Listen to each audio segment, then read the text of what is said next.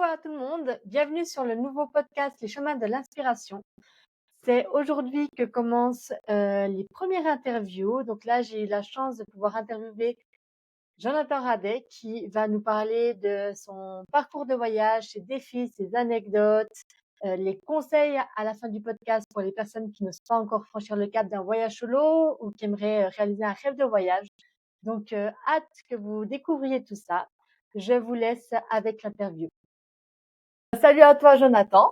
Salut. Bienvenue au nouveau podcast Les chemins de l'inspiration. C'est avec grand plaisir que je t'accueille dans ce podcast. J'aimerais en savoir un petit peu plus sur ton parcours. Qu'est-ce qui t'a motivé à voyager? De où t'es parti? Voilà, un peu ton histoire. Alors le voyage c'est venu un peu sans que je m'y attende, c'est venu à cause d'une dépression à la base. Il y a d'ailleurs une vidéo que je vais sortir aujourd'hui qui raconte exactement ça. Ok. C'est venu d'une dépression à la base. J'étais au fond du trou. J'ai jamais aimé le métro, boulot, dodo. J'ai toujours eu un peu de mal avec la vie sédentaire, avec le fait de courir après pas grand-chose, si ce n'est la propriété et les biens matériels. Même si j'ai joué le jeu pendant 12 ans, parce que j'ai quand même eu 11 apparts, j'ai vécu longtemps tout seul depuis mes 16 ans et tout. À 27 ans, il s'est passé, j'ai eu une rupture un peu difficile, plus une dépression qui est venue avec en même temps et qui a duré quelques mois. C'était un passage très compliqué de ma vie. J'ai un peu abusé de tout, j'ai un peu fait n'importe quoi pendant ce moment-là.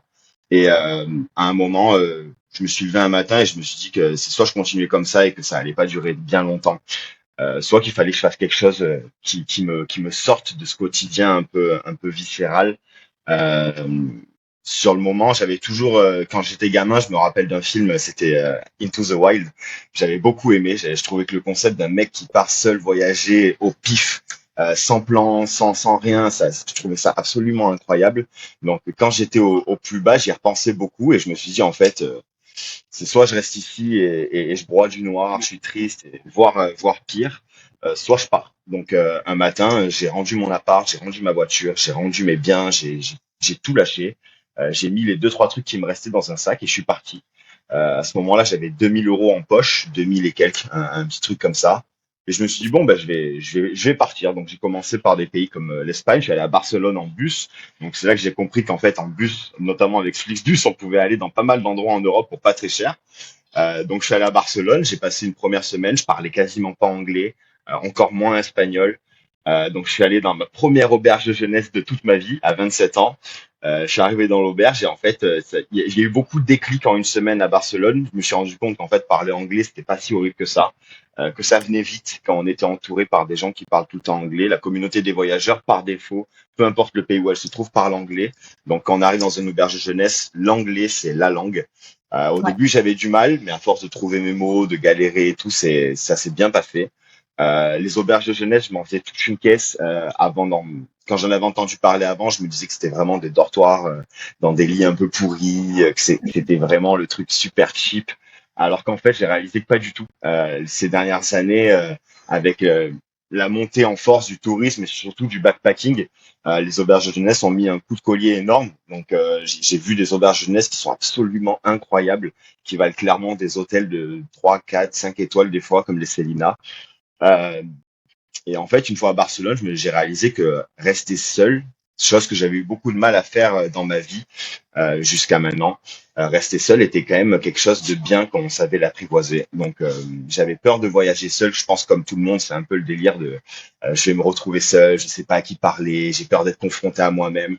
Mais en fait, cette confrontation à soi-même, je pense qu'elle a été importante et nécessaire. Être avec soi-même, c'est aussi pour une fois s'écouter, écouter ce qu'on a envie, prendre le temps de penser à ses rêves, prendre le temps de penser à qui on est, qui on veut devenir. Euh, J'avais 27 ans à ce moment-là et j'avais jamais réellement vécu seul. J'avais toujours été avec des ex ou des copines, j'avais vécu avec, etc., etc.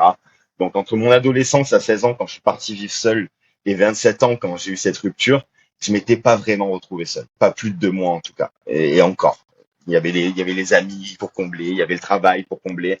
Là, j'étais seul dans un pays inconnu, même si c'était que l'Espagne, même si c'était qu'une semaine. J'étais seul dans un pays inconnu et le déclic il s'est fait extrêmement rapidement. J'ai su à ce moment-là, de toute façon, vu que j'avais plus d'appart et tout, c'était bien parce que je sentais que ça allait mieux. très rapidement, bizarrement, très très rapidement, alors que j'étais quand même sorti d'une phase très sombre. Donc j'ai enchaîné après avec le Portugal. Je suis allé aussi en Italie, je suis allé en Roumanie. Et de fil en aiguille, j'ai fait 8 pays en 2 mois sans rentrer en France, du coup. Et donc j'ai pris beaucoup de bus, mais j'ai aussi pris des Ryanair quand j'ai découvert à ce moment-là le monde fantastique euh, et, et contradictoire du fait qu'on puisse prendre l'avion pour moins cher qu'un menu McDonald's, surtout en Europe. Ouais. Littéralement pour moins cher qu'un menu McDo. Je me rappelle que je m'attendais pas du tout à des prix pareils, mais quand je suis allé au Portugal, ça m'a coûté 13 euros. Quand je suis allé Ah à ouais. Rome, ça a dû me coûter, je sais pas, peut-être 20 euros. La Roumanie, 40 euros. C'était que des prix comme ça. J'étais en automne. C'est vrai, j'ai commencé mon premier voyage solo après septembre, donc c'était hors saison. Donc j'ai compris deux choses, c'est que ça coûte pas si cher que ça d'aller d'un point A à un point B, et que surtout en basse saison, c'est encore moins cher. L'Europe est très friendly. Il n'y a pas vraiment de choc de culture. Donc, même si on arrive dans un pays inconnu, c'est pas comme si j'étais allé en Amérique latine dès le premier shot. Je me suis quand même entraîné à être seul dans des pays qui ressemblent plus ou moins aux nôtres, qui ont les mêmes coutumes, qui ont la même culture, qui ont la même façon de faire. Donc j'ai fait 8 pays européens. J'ai rencontré pendant ces 2 mois-là des gens incroyables. J'ai rencontré plus de gens, je pense, en 2 mois que dans toute ma vie, alors que j'étais en restauration. Donc je suis quand même amené à rencontrer pas mal de gens. Et je me suis rendu compte que la communauté des voyageurs solo, des backpackers, c'est des gens, ils sont tous friendly. C'est tous tes amis jusqu'à preuve du contraire, contrairement à dans la vie réelle où l'amitié se mérite. Là, on est tous là, on est tous différents, on a tous des cultures différentes, on est tous là pour une même raison. Soit il y en a qui sont perdus et qui, comme moi, à ce moment-là, fuient quelque chose. Soit il y en a qui cherchent quelque chose. Soit il y en a qui sont juste venus prendre une année de césure et qui cherchent de l'expérience et qui veulent juste découvrir le monde. Et du coup, c'est cette espèce d'énergie ambiante qu'on trouve beaucoup dans les hostels, ça m'a beaucoup aidé. Je pense que c'est ça qui m'a même plus aidé que le fait de batifoler dans les rues de Barcelone ou dans les rues de Lisbonne. C'est surtout de voir qu'il y a des gens qui étaient à la base malheureux, tout comme moi, et qui sont là maintenant et qui sont très heureux, qui sont très courageux d'être là seuls, des femmes, des hommes. D'ailleurs, il y a beaucoup plus de femmes qui voyagent solo. Ça m'a fait relativiser. Euh, et voilà, ça a commencé comme ça, tout simplement. À la fin de ces 2 mois en Europe, j'avais plus beaucoup d'argent. J'en avais plus du tout même, j'avais un petit peu dépassé. J'étais un petit peu voilà, dans la galère sur mon compte. Et à ce moment-là, coup de chance de l'univers, il y a mon patron de Courchevel qui m'a appelé, qui m'a dit oui, tu veux venir en saison encore une fois cet hiver, t'es maître d'hôtel. Donc j'ai dit oui tout de suite. Je suis passé maître d'hôtel et en arrivant à la saison, j'ai su quand même que le voyage me manquait, que c'est le moment de ma vie où j'avais été le plus moi parce que j'avais été le plus seul, en tout cas seul quand je le voulais. Et quand même globalement seul, t'es pas entouré de ta famille, t'es pas entouré de tes amis, t'as plein de gens c'est un nouvel environnement, des nouvelles personnes, donc ouais, dans un sens t'es seul et dans un sens t'es tout le temps entouré, mais il y a que toi qui te connais vraiment dans tous ces gens qui sont avec toi. Donc ça quand même ça te garde ce côté un peu seul sans éprouver la solitude, si je peux dire. Donc quand je suis retourné en saison, j'ai tout de suite compris que c'est pas la saison qui m'intéressait le plus, c'était le voyage. Donc ce que je me suis dit, c'est que je me suis mis le défi de voilà, en saison, d'habitude, on sort beaucoup, on s'amuse beaucoup, on sort tous les soirs. C'est vraiment ça le monde saisonnier. Cette fois-là, je me suis dit que non, j'allais justement me calmer, j'allais économiser tout ce que j'avais et j'allais repartir tout le reste de l'année avec cette économie-là. Parce qu'en fait, après un bref calcul, il était plus simple, il coûtait moins cher de voyager que de prendre un appart en France, par exemple. Ouais. Clairement, ça me Ok. revenait moins cher d'être à l'autre bout du monde dans des pays comme l'Amérique latine ou même au début comme l'Europe que d'être en France dans un appart avec le loyer, avec le prix des courses à ce moment-là en France, avec le prix d'un peu la vie française qui est quand même assez cher par rapport à ce qui se fait ailleurs, les taxes, etc. Je vais pas déblatérer là-dessus, mais voilà, la France est quand même un pays cher. Euh, et j'ai réussi. Donc j'ai économisé toute cette première saison et j'ai réussi à partir ensuite les 7 mois. Et quand j'ai vu que j'avais réussi, je me suis dit que j'allais faire ça tout le temps. Trop bien. Trop bien. Et du coup, après, t'es parti, en Amérique latine, en Asie, c'est ça? Alors d'abord, après la première saison, donc après le premier voyage solo, j'ai voulu finir l'Europe parce que il y avait des pays que j'avais pas encore eu le temps de faire. J'avais adoré le Portugal, mais je l'avais pas assez vu, donc je suis parti un mois d'abord au Portugal. Je suis retourné du coup au Portugal. Je suis ensuite parti. En Italie, mais côté Dolomites, parce que je voulais voir ces montagnes incroyables, et côté Venise et tout ça, donc plus vers le nord. J'ai ensuite enchaîné avec la Grèce, qui a été une grosse déception, la Grèce, mais c'est un autre Ah ouais? sujet. Ok. Ouais, la Grèce, c'est la première fois. Disons que le premier voyage solo que j'ai fait, je l'avais fait hors saison, en automne. J'avais eu cette Ah, idée des rues qui sont pas bondées, des prix qui sont pas excessifs. Quand je suis arrivé en Grèce, il faisait 50 degrés à l'ombre, tout était cher, tout était bondé. Il y avait beaucoup trop de monde. La Grèce est un pays, notamment Athènes, qui est très sale, qui est très mal famé. Moi, je m'imaginais un peu, voilà.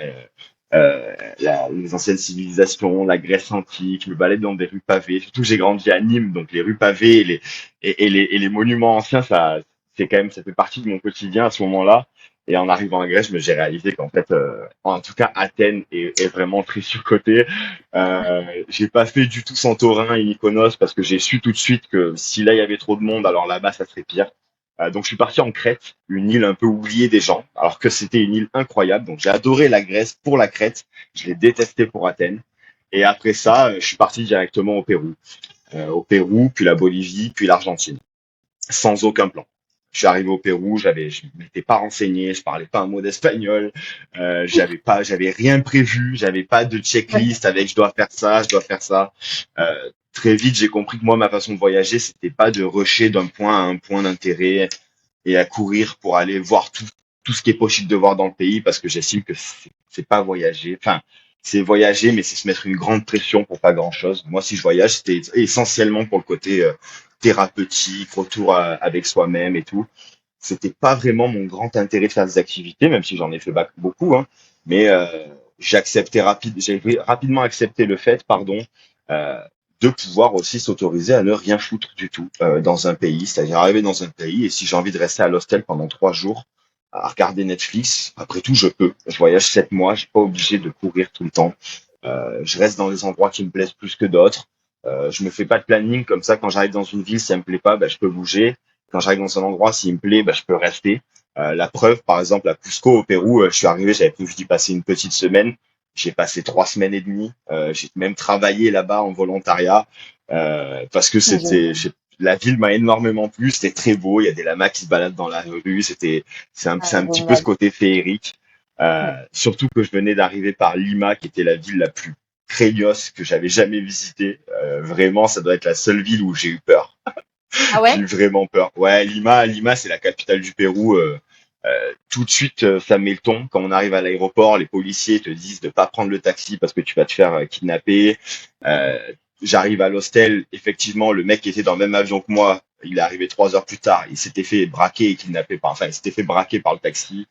2 jours plus tard, dans ce même hostel, je rencontre un mec qui s'était fait kidnapper pendant 3 jours en Amazonie. Et Lima lui-même, à Lima, quand tu te balades dans la rue, il y a vraiment 3 quartiers qu'en tant que touriste, tu peux visiter, surtout si tu es blanc. Euh, et après, si tu dépasses de ces quartiers, la police elle-même vient te voir et te dit, si tu passes par là, nous, on fait rien pour toi. Donc, repars d'où tu viens. Donc, je m'attendais pas à ça. L'Europe est très libre, l'Europe est très, très sécure dans l'ensemble.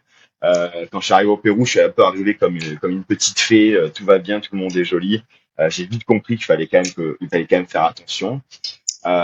Mais l'Amérique latine a été bien justement pour ce côté challenge parce qu'effectivement, c'est pas non plus craignos partout. Il faut faire attention, oui, mais c'est pas plus mal de faire attention. Ça t'apprend à faire garde autour de toi. Tu t'apprends à avoir un cercle où tu sais ce qui se passe tout le temps à 5 mètres autour de toi, derrière, devant. T'apprends à regarder les gens bien. Voilà, t'apprends à vraiment suivre ton intuition. Si tu le sens pas, t'y vas pas. Et ça a été un truc que j'ai adoré en Amérique latine parce qu'effectivement, il y a des fois où t'es en danger. Et je pense que ça a été bien, en tout cas pour moi en tant que mec, de me retrouver en danger réellement, d'avoir peur pour ma vie de temps en temps, même de frôler la mort quelquefois en Bolivie après. Euh, ça m'a forgé, ça m'a appris beaucoup de choses sur moi et sur les gens et ça m'a rendu bien plus heureux. Le fait de me challenger comme ça, de me mettre au défi littéralement, c'est quelque chose que là je retourne en Amérique latine cette année pour les mêmes raisons parce que ce cet endroit du monde est incroyable. C'est à la fois beau, à la fois il faut faire attention. C'est très à l'image de la vie dans laquelle on vit. Et ça nous fait bien sortir de notre zone de confort. C'est ça. Ah, la zone de confort est clairement oubliée, ouais. C'est l'Europe. Je m'étais dit, je sortais de ma zone de confort parce que j'étais en hostel. Bon, après, j'ai finalement fait que des hostels pendant 2 ans. Mais sur le moment, j'avais jamais fait d'hostel, donc forcément, ça me faisait plus ou moins sortir de ma zone de confort. Quand je suis arrivé en Amérique latine, j'ai compris ce que ça voulait dire sortir de sa zone de confort. Ok. C'est- Vraiment, j'ai dormi dans la jungle, j'ai vécu dans la jungle pendant 3 semaines, j'ai vécu Ah, dans des hostels où il génial. n'y avait pas d'eau chaude, où il y avait des cafards gros comme ça, il y a des araignées Ah, moi, partout, génial. mais c'était génial. C'était clairement, c'est même encore aujourd'hui après avoir fait l'Asie, c'est les endroits que j'ai préférés. Et parce que justement, parce que t'es dans le dur, t'es dans le, c'est Ouais. brut, c'est raw. Je vois ce que tu veux dire. J'avais fait l'Australie, puis on a vécu vraiment aussi un peu comme ça, en plein désert australien avec ça confort et c'est le plus beau souvenir. C'est là où on se Ouais. challenge, où on se dit waouh, c'est moi Ben, ça, ouais. je me dis que si c'est facile, c'est pas mémorable. Il y a Exactement. pas de fun sans risque. Tout à fait, tout à fait. Et puis dis-moi, pour revenir, tu sais, au début de ton voyage en Europe, c'est avec 2000 €, tu ne parlais pas anglais. Quand tu as franchi le cap, tu t'es pas dit genre, bah, je suis fou, qu'est-ce qui me passe par la tête? Bah, Il y a eu quelque je me chose. rappelle bien de la sensation quand je suis arrivé à Barcelone la première fois que ça y est, j'étais officiellement tout seul dans un pays étranger. Je me rappelle que je me suis quand même dit, ouais, mais qu'est-ce que tu fais? Mais pourtant, j'étais qu'à Barcelone, donc en soi, c'est pas si compliqué, un bus et tu rentres. Mais je me suis quand même dit, mais qu'est-ce que tu fais? Qu'est-ce que tu vas faire de ta semaine? Qu'est-ce que tu vas faire des 2 prochains mois d'ailleurs? Et en fait, j'ai rapidement accepté que c'est bien aussi de juste se laisser. Je me rappelle que moi, mes meilleures expériences à Barcelone, c'est juste marcher dans la rue avec mes écouteurs et en regardant un peu les gens, en allant de café en café, en rigolant avec les inconnus, à aller vers les gens sans que forcément il y ait une raison ou un intérêt. Ça m'a beaucoup aidé. Et pour l'anglais, c'est particulier parce qu'on a tous beaucoup, surtout en France, on a beaucoup la peur de cette barrière de la langue. Mais ce qui est un peu étrange, Tout parce à qu'on fait. écoute tous des musiques anglaises toute la journée, on regarde tous des séries en VOST FR, beaucoup, on regarde tous Netflix. Notre monde parle en anglais, très objectivement. Donc, quand je suis arrivé à Barcelone, je me suis mis à l'hostel. Il y a des gens qui sont venus parler, qui parlaient anglais. Donc, il y avait des Hollandais, il y avait des Espagnols, il y avait des Anglais, il y avait des Américains. Et même si des fois je répondais mal ou si des fois mon accent était absolument lamentable, au moins j'essayais. Et très vite, je me suis dit que j'avais plus envie d'être au bout de quelques jours, je me suis dit qu'il fallait quand même que ça, c'était l'axe principal à bosser, en tout cas dans ce premier temps, pour pouvoir voyager après plus librement. Donc je me suis forcé, j'ai mis mon téléphone en anglais, j'ai écouté les musiques en anglais avec les paroles grâce à Spotify et YouTube. J'ai tout mis mon Netflix en anglais avec les Vost FR. Je me suis vraiment forcé, à tel point qu'au bout d'un certain temps, je me suis forcé à penser en anglais.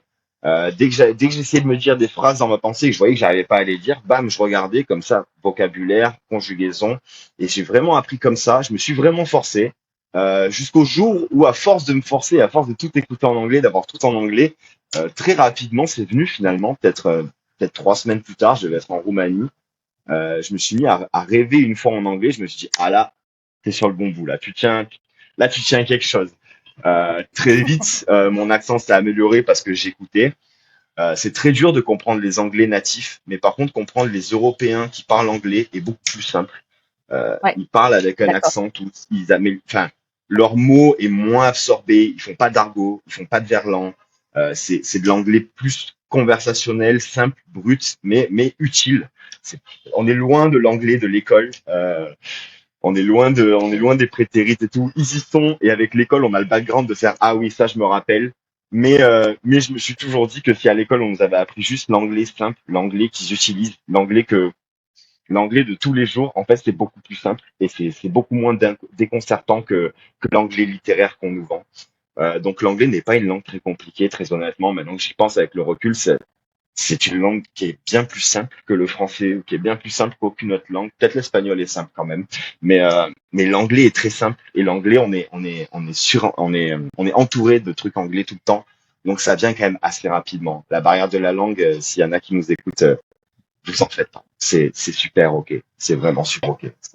Moi, j'ai beaucoup entendu de personnes qui ne partaient pas dû à la barrière de la langue. Donc, si toi, tu pouvais donner des conseils à ces personnes-là, qu'est-ce que tu donnerais comme conseil pour franchir ce cap si c'est vraiment leur problématique, hein?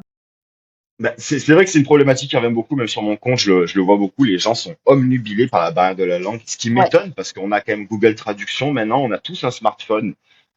C'est pas compliqué même quand on parle pas anglais au début, c'est pas compliqué de se faire comprendre, hein. C'est très, même en montrant des images s'il faut, mais je veux dire, je me rappelle pas d'une fois où j'ai pas réussi à me faire comprendre. C'est pas possible. C'est très très simple. Le conseil que je pourrais donner, c'est que de toute façon, tu n'apprendras pas l'anglais tant que tu n'iras pas t'immerger dans un endroit qui parle anglais. Euh, et peu importe le pays, t'es pas obligé d'aller en Angleterre pour ça. Tu verras, si tu vas en Espagne dans un hostel, ou si tu vas au Portugal ou en Italie, tout le monde parle anglais. C'est la norme, c'est le langage du monde, c'est le langage un peu par défaut que tout le monde va parler, où tout le monde s'entend. Et même si au début t'es nul, que ton accent il est terrible et que tu as un vocabulaire qui est affreux, ça va aller, ça va aller. Il y a rien de compliqué. Très vite, plus vite que ce que tu crois, ça viendra. Vraiment. Même par les signes, tu sais, par des, moi, je me rappelle, j'avais au début un petit dictionnaire par les signes, par Google Translate, enfin, peu importe, ça marche Ouais. pas. Et en plus, Ça marche. très rapidement, tu te mets à acquérir des mots et tu te sens progresser. C'est ça que Ouais. j'avais adoré presque dans l'apprentissage sur le tas comme ça. C'est que chaque jour, tu vois que t'entends quelqu'un qui dit cette phrase-là, tu fais, ah, alors, ok. Donc là, je pige que c'est comme ça que ça se dit réellement. Et un petit mot par-ci, une petite phrase par-là, une blague, une tournure. Et à force, en fait, ton vocabulaire, chaque jour, tu peux le sentir réellement. Chaque jour, t'as appris comme si t'avais pris un mois de cours d'anglais, quoi. C'est juste, fais-toi violence et essaye de parler. Il y a personne qui t'en tiendra rigueur de tes erreurs. Personne. Les Français sont probablement la seule population du monde à corriger les étrangers quand ils viennent parler français, chose que les anglophones ne font pas du tout. Les anglophones sont très contents que tu parles anglais, même si ton anglais est terrible. Ils sont quand même très contents et ils te diront jamais rien. Je suis d'accord avec toi. Si on pouvait revenir à un des défis, parce que pour moi, il faut aussi montrer, tu sais, qu'un voyage n'est pas forcément tout beau, tout rose, Ah, mais c'est d'accord. qu'il y a des défis. Et si toi, tu pouvais parler d'un des défis que tu as vécu, qu'est-ce que tu dirais? Quelque chose qui a été assez intense où tu t'es dit, est-ce que j'arrête tout, je rentre? Est-ce que tu as vécu quelque chose comme ça? Ah ouais, ça m'est arrivé quand même pas mal de fois. Quand je suis arrivé au Pérou, j'avais déjà fait un volontariat avant parce que j'en avais entendu parler dans la communauté des voyageurs. Dans les hostels, c'est quelque chose qu'on parle beaucoup, le volontariat. Quelque chose qui n'était pas du tout connu en France, mais effectivement, Workaway, Worldpacker, c'est des sites où maintenant Ouais. toute la communauté des voyageurs les connaît, pardon. Euh, Là où j'ai eu mon premier plus gros choc, je pense, a été dans un volontariat. Quand je suis arrivé à Cusco, justement, j'ai bossé en volontaire dans un resto au Pérou. Donc, je parlais pas un mot d'espagnol. Je Ok. comprenais vite fait parce que ça ressemblait quand même assez similaire au français. Donc, on pige assez rapidement ce qu'on nous dit. Par contre, j'étais incapable de répondre le moindre mot. Donc, j'ai fait du service dans un restaurant plus ou moins chic qui organisait des mariages à Cusco. Par hasard, par complet hasard, hein, j'avais juste postulé une annonce sur volontariat en échange du gîte et du couvert, du coup. Ça a été un peu le premier choc parce que je me suis rendu compte que même si j'avais rapidement maîtrisé l'anglais, ça n'était pas pareil avec l'espagnol pour une raison étrange, j'ai mis du temps avant de commencer à bredouiller en espagnol. J'ai mis vraiment beaucoup de temps.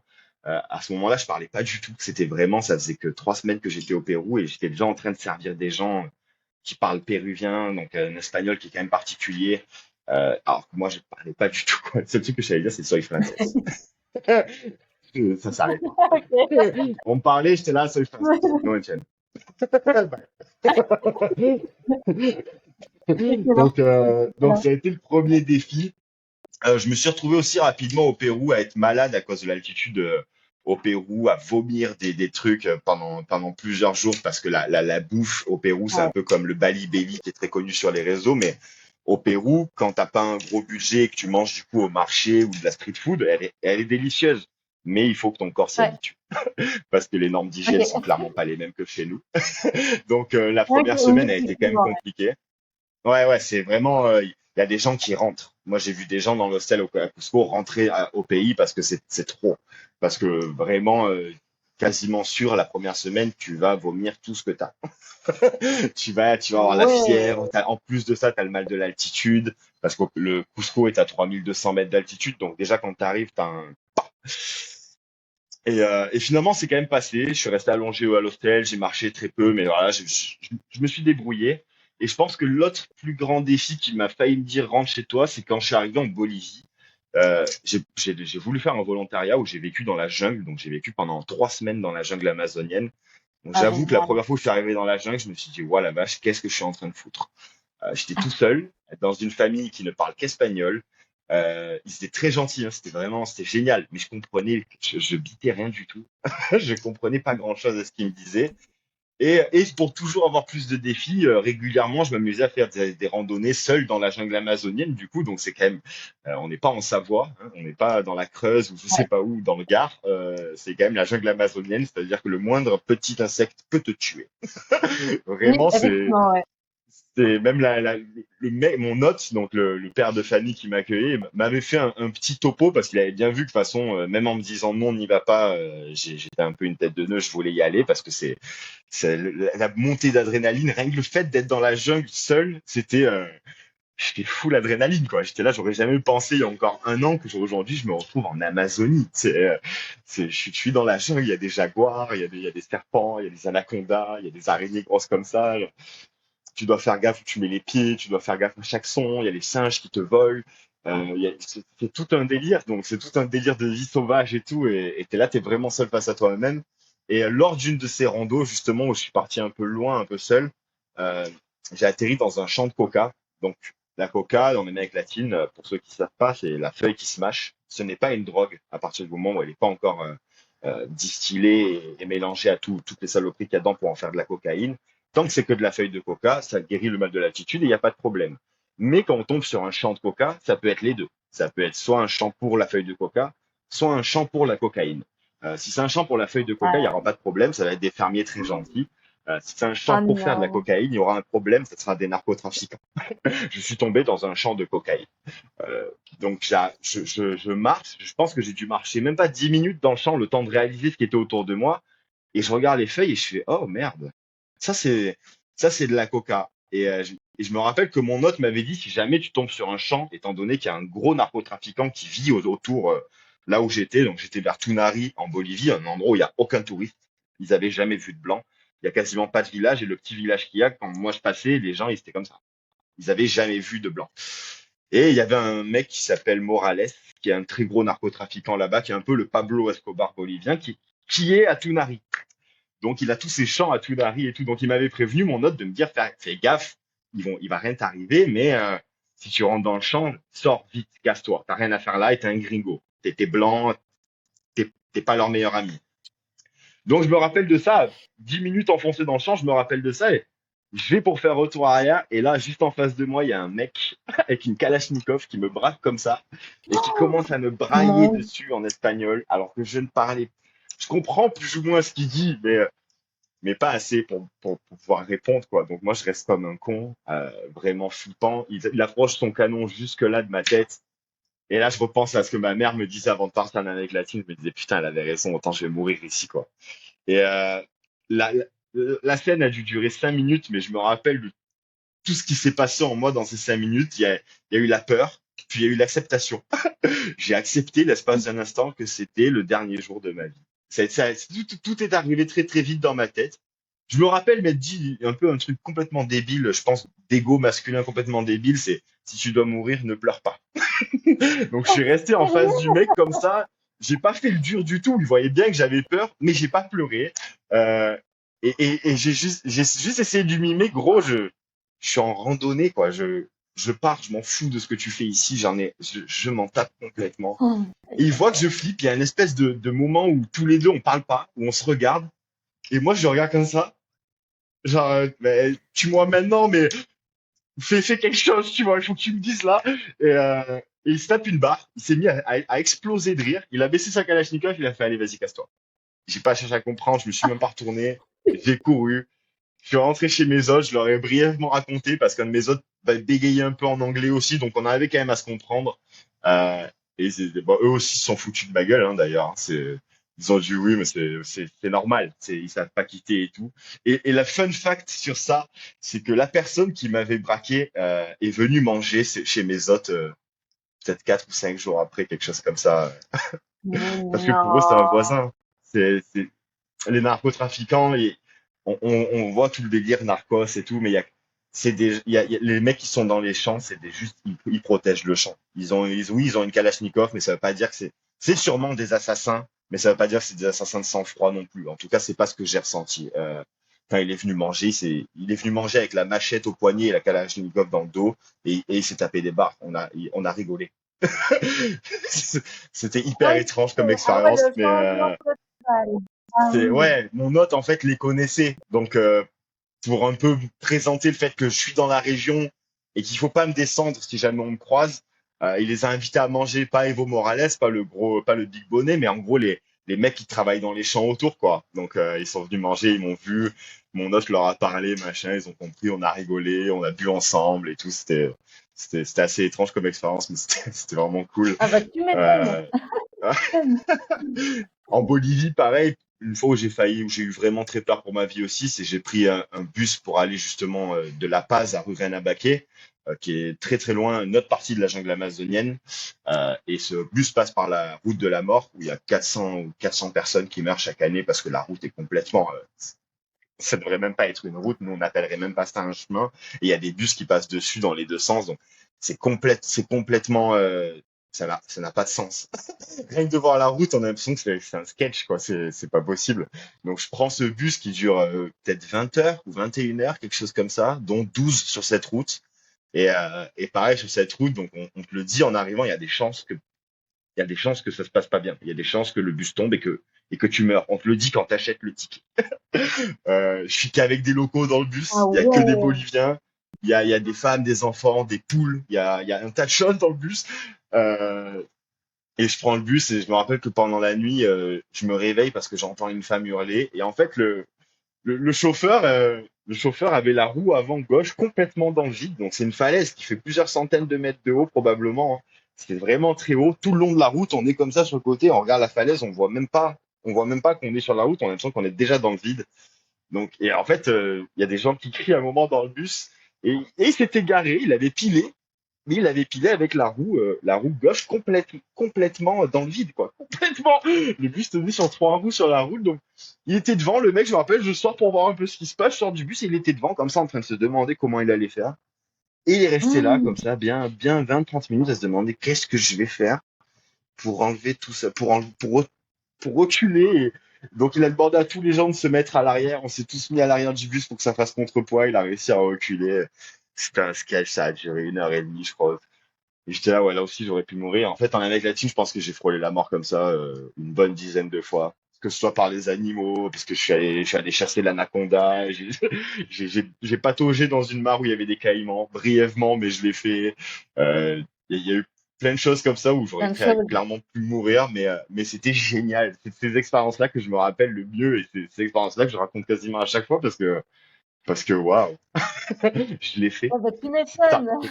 Tu m'étonnes. Et du coup, ça t'a jamais, même avec toutes ces expériences assez floues, ça t'a jamais dit, vas-y, je rentre à la maison, il y a beaucoup là et j'en peux La plus, je rentre à la maison ou pas La forcément? première année en Amérique latine, non, pas vraiment. Rentrer à la Ok, maison, étant donné que j'ai pas de chez moi, c'est-à-dire rentrer pour squatter un peu chez ma mère, hein. Maintenant, quand je rentre en France ouais, 2 semaines par an, forcément, je suis chez ma mère. Je vais pas prendre un appartement pour ça, et comme ça, je la vois, ça lui fait plaisir. Euh, mais non, je me suis jamais dit. La première année, en tout cas en Amérique du Sud, je me suis pas dit que j'allais rentrer, même si des fois j'ai eu des gros coups de mou parce que le voyage aussi, 7 mois de voyage, c'est dur, c'est fatigant. Psychologiquement, c'est quand même intense. On rencontre des gens, on quitte des gens, on ouais, rencontre des gens, on quitte des gens tous les jours, tout le temps, tout le temps. On bouge, on fait notre sac, on bouge encore, on pue, on sent fort, on est des fois seul, des fois on a envie d'être seul, des fois on n'a pas envie, des fois on est entouré de gens, des fois on appelle les voyageurs sur les réseaux, mais même les voyageurs appellent beaucoup ça la batterie sociale. J'ai vite compris en Amérique latine ce que ça voulait dire. C'est-à-dire que des fois, tu es très social et tu vas être pompé d'œufs, tu vas rencontrer plein de gens. Et des fois, il y a des semaines entières, des jours entiers, ou même des semaines entières où tu n'as pas envie. Où tu as envie là d'être ouais. seul, et encore, même quand tu es seul, ça te fait chier. Tu te sens triste alors que tu vis un rêve, mais tu te sens triste quand même. Du coup, tu culpabilises de te sentir triste alors que tu vis un rêve. Il y a pas mal de choses comme ça qui se passent en toi qui sont hyper bizarres. Mais la seule fois où j'ai voulu rentrer, c'était l'année d'après. C'était en Asie. En Asie, quand j'étais Ok. avec Laura, il y a quand même une ou deux fois où on s'est dit, ouais, j'ai envie de rentrer. L'Asie c'était génial. C'était vraiment cool. L'Indonésie, j'ai beaucoup aimé, à part Bali. J'ai beaucoup aimé tous les pays que j'ai fait en Asie. Arrivé au Vietnam, j'ai beaucoup moins aimé déjà. Le Vietnam a été un peu compliqué. Euh, Ouais, j'ai entendu Après dire que avoir, c'était assez compliqué. ouais, j'ai pas beaucoup aimé le Vietnam parce que la manière qu'ils ont de faire avec le tourisme m'a un peu dérangé. Il y a beaucoup de choses qui sont fausses.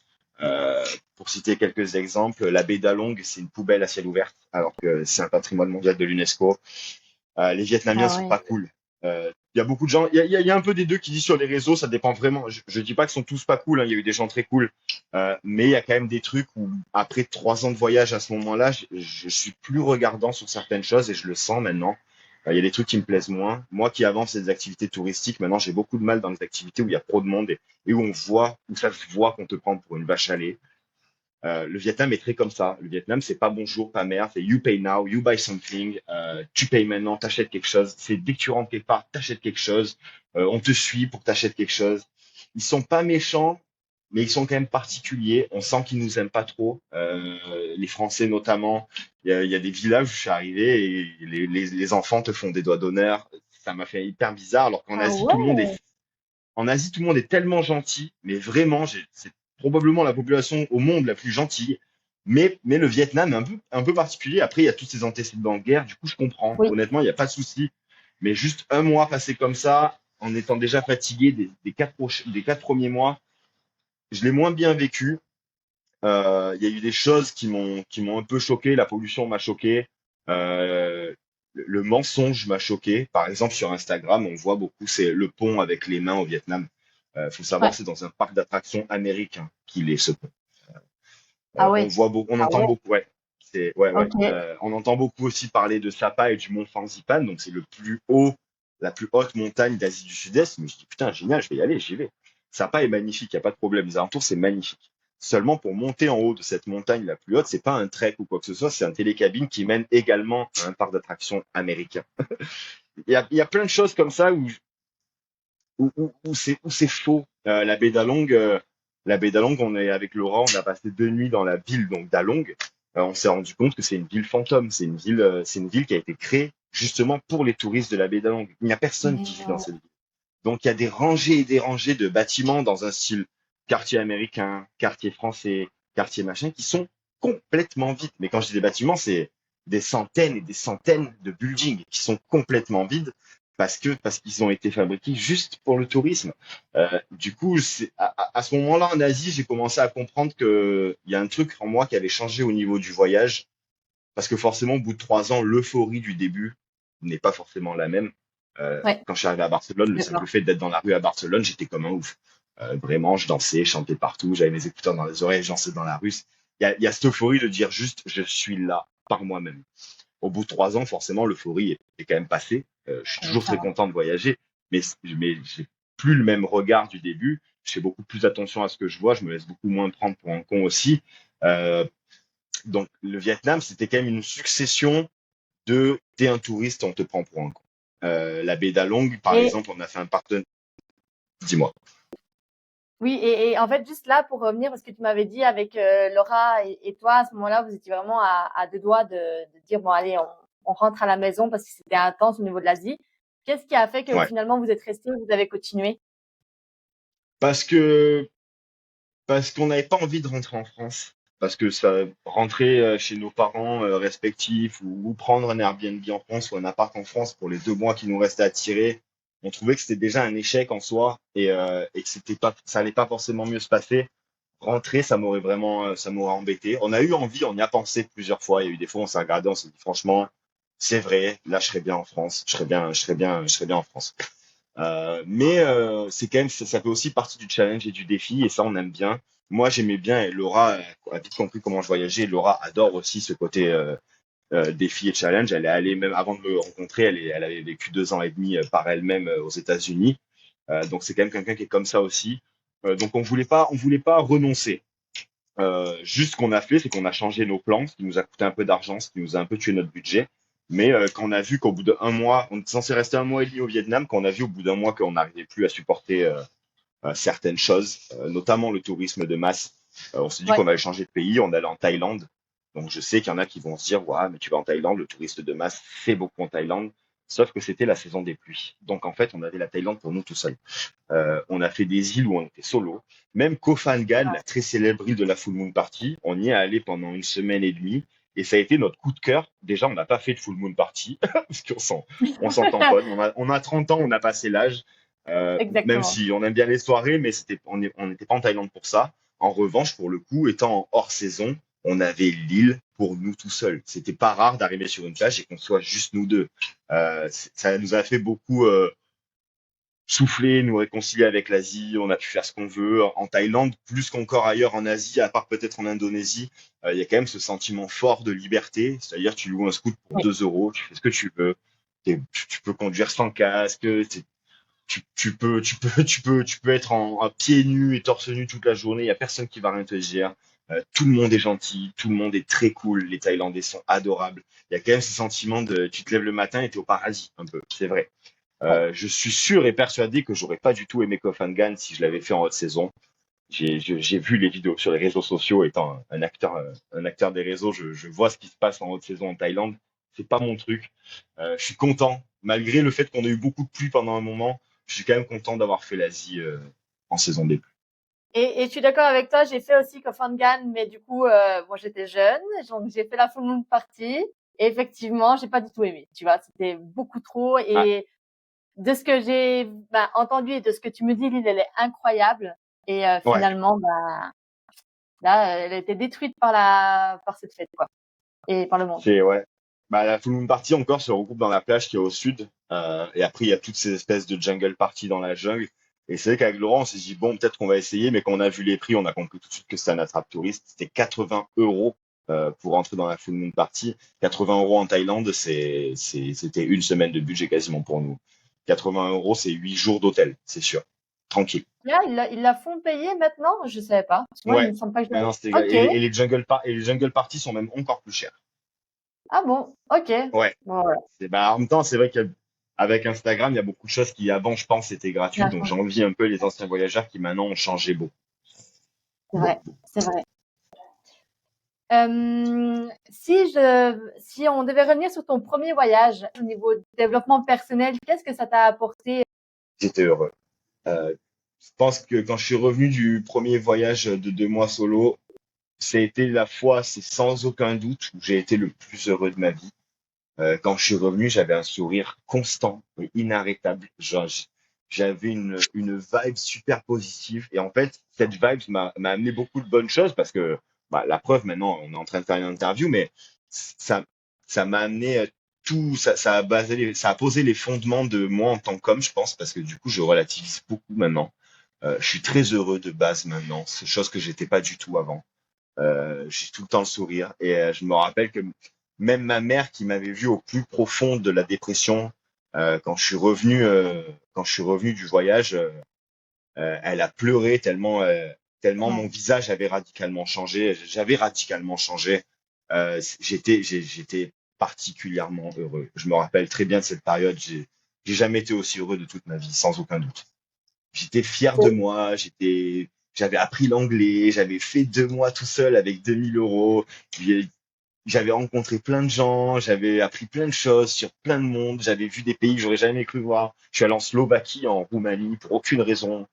J'ai adoré, c'était génial. Et en fait, j'étais beaucoup plus tolérant envers les gens, mais envers aussi la vie, envers beaucoup de choses. J'ai beaucoup plus pragmatique, j'ai beaucoup plus réfléchi.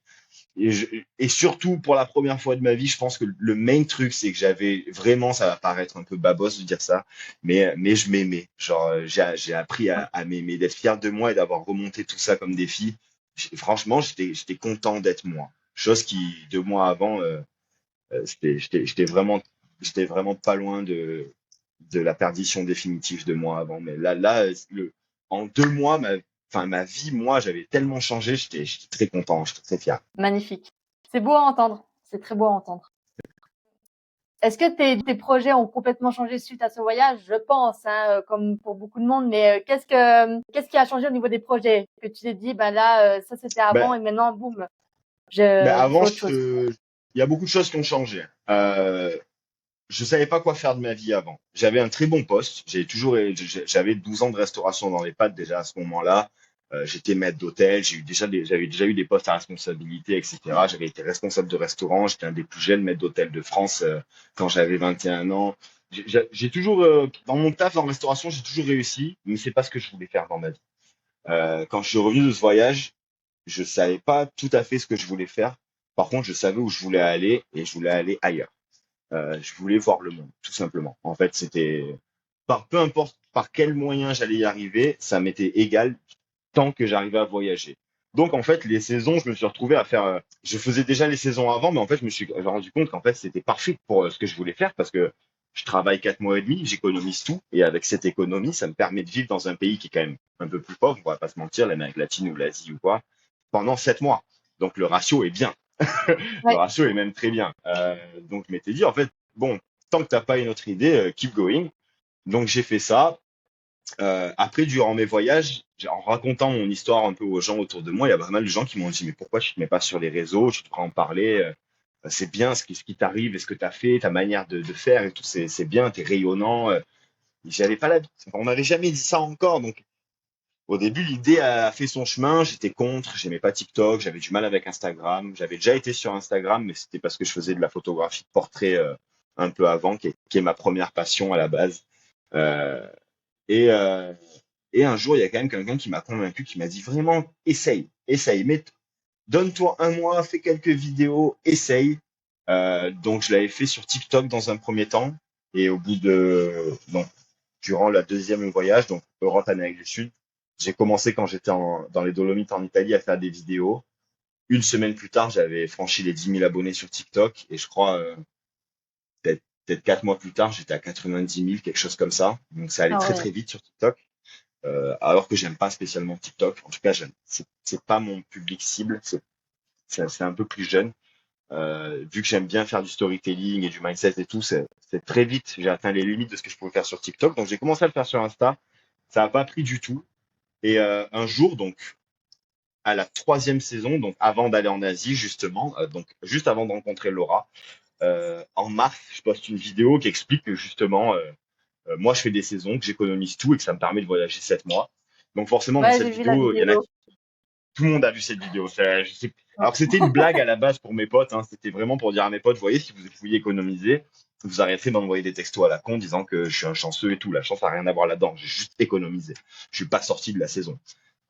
Et c'était vraiment une vidéo à la base. J'étais pas du tout connu sur Instagram. J'avais que 3000 abonnés. C'était à cause des photos portraits. Donc j'étais pas du tout connu pour le voyage.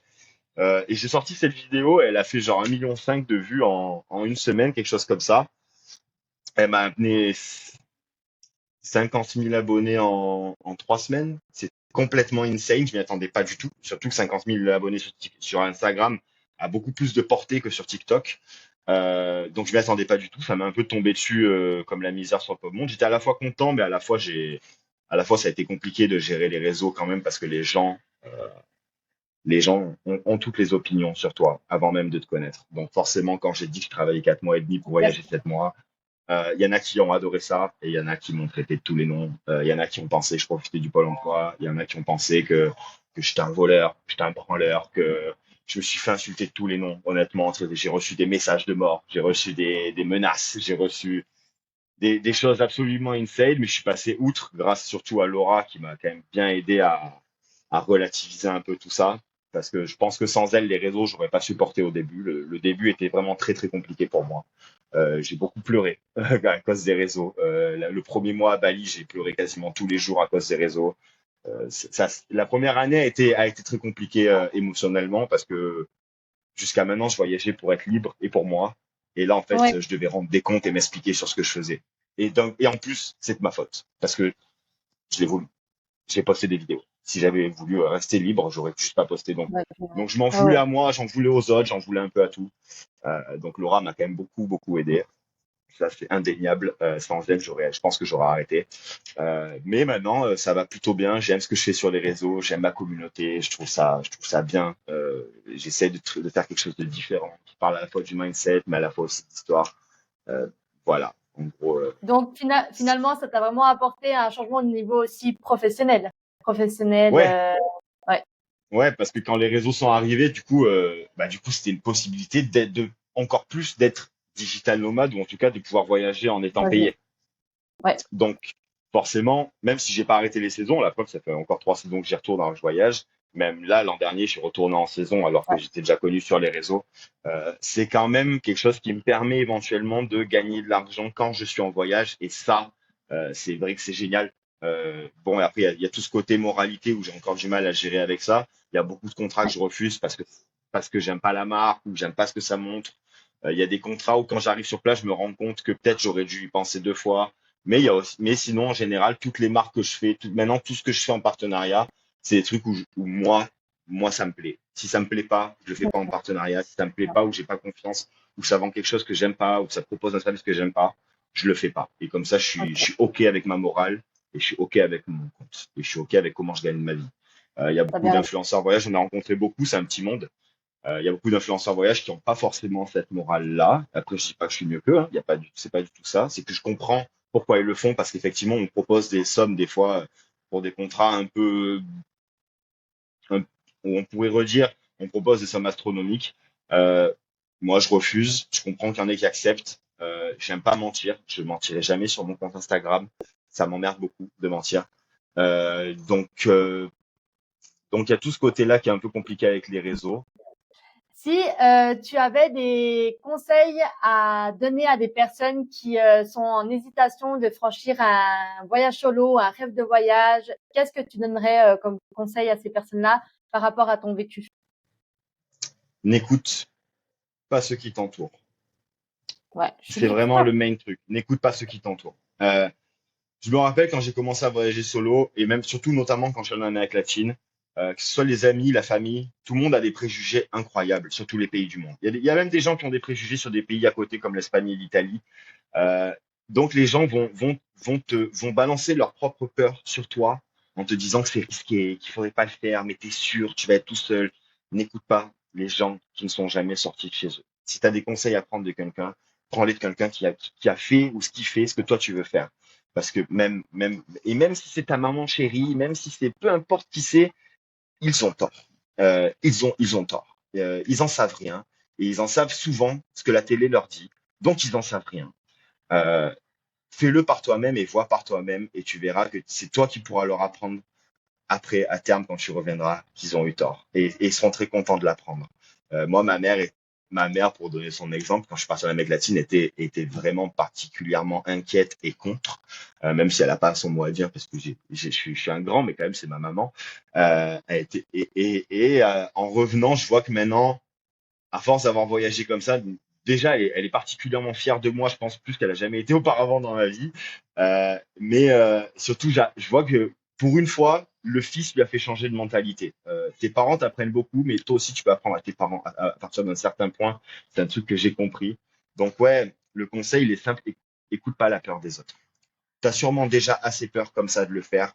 Vas-y, vas-y. Tu verras, le jeu en vaut la chandelle et il t'arrivera pas grand-chose. Fais attention, écoute-toi, fais gaffe à ton instinct, tout ira bien. Super, merci. Et puis s'il y avait un dernier conseil que tu donnerais pour profiter vraiment du voyage, qu'est-ce que ce serait? Ne rush pas. Quand tu vas arriver dans un pays, tu vas avoir envie de tout voir, de tout faire, de tout savoir, de tout essayer, d'aller dans toutes les activités, de voir tous les monuments. Ça ne sert à rien.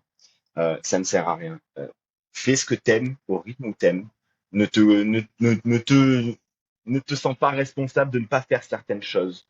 La première fois que je suis allé au Pérou, il y a plein de choses que j'ai pas fait et que je voulais faire. Les lignes de Nazca, j'ai failli rater le Machu Picchu, j'ai pas fait Nazca, j'ai pas fait le sandboard dans le désert comme tout le monde fait.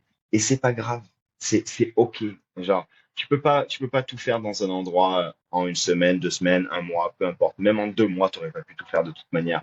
Ne te sens pas responsable de ça. T'es pas obligé d'être un touriste. Tu peux juste voyager à ton rythme. Ok, C'est, super. Est-ce que tu auras encore envie de dire quelque chose à nos internautes pour la fin de ce podcast? Il y a un message que tu aimerais faire passer par rapport à tout ce qu'on vient de dire? ouais, s'il y en a qui m'écoutent et qui veulent voyager solo, faites-le, putain. Faites-le parce que vous retrouvez seul. Vous verrez que c'est la chose qui vous fait le plus peur, mais c'est finalement la meilleure chose qui va vous arriver dans la vie. Une fois que tu auras appris à t'aimer, tu pourras aimer beaucoup mieux les autres et ceux qui t'entourent. Voilà. Parfait. Mais écoute, Jonathan, merci beaucoup pour À toi. ces 1 heure passée ensemble. C'était vraiment chouette. J'ai adoré. Et puis, du coup, n'hésitez pas à suivre Jonathan. Bah, il est déjà pas mal connu sur les réseaux sociaux. Mais là, il est actuellement avec sa chérie et je crois un couple d'amis, c'est ça? Non, on est que les couples d'amis. Donc, je suis juste avec la Ah, chérie. ok. Bon, bah, du coup, il est avec sa, ah, ok. Bah, du coup, il est avec sa chérie en tour du monde actuellement.